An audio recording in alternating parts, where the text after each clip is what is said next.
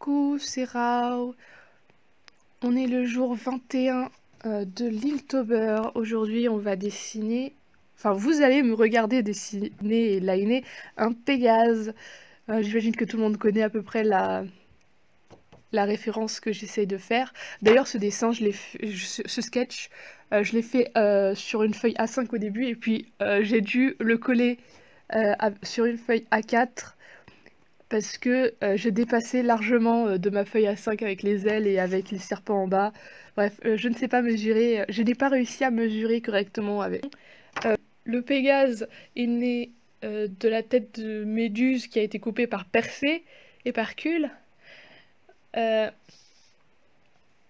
je l'ai fait sauter d'une mare de serpents, donc c'est très... Donc j'ai décidé de faire une illustration assez... Donc oui, l'illustration est un peu... ah. Donc oui, l'illustration est un peu figurative.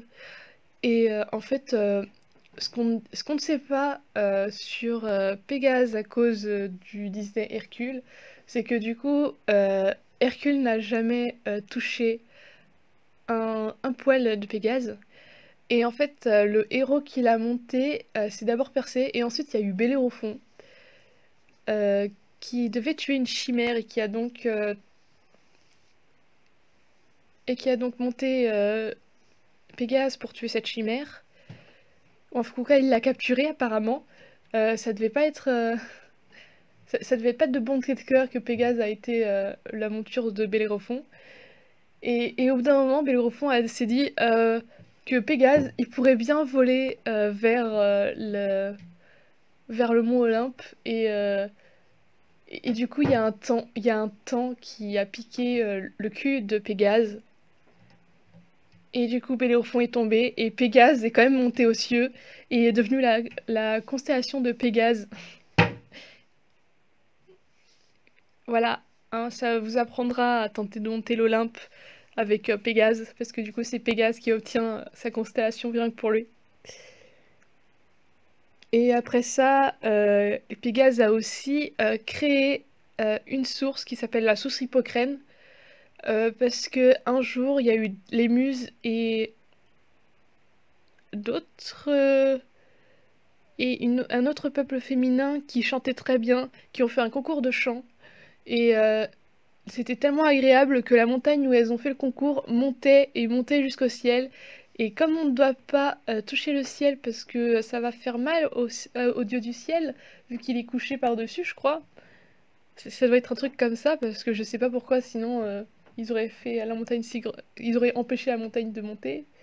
Et du coup, Poséidon, qui est le propriétaire des chevaux et qui est donc le propriétaire de Pégase, demande à Pégase d'arrêter cette croissance incroyable. Pégase donne un coup de sabot sur la montagne et cette montagne reprend sa taille normale. Et en plus, là où le coup de sabot a été fait, il y a une source qui apparaît et c'est la source Hippocrène, la source créée par le cheval, je crois. Et si l'on boit de cette source, on devient un poète. Du coup, c'est bien pratique, cette source. Et donc voilà, ça c'était pour le jour 21 et le Pégase. Bye bye! Donc n'hésitez pas à regarder sur mes réseaux sociaux, Facebook, Insta, Twitter, ce que je poste, parce que je poste tous mes poneys là-bas.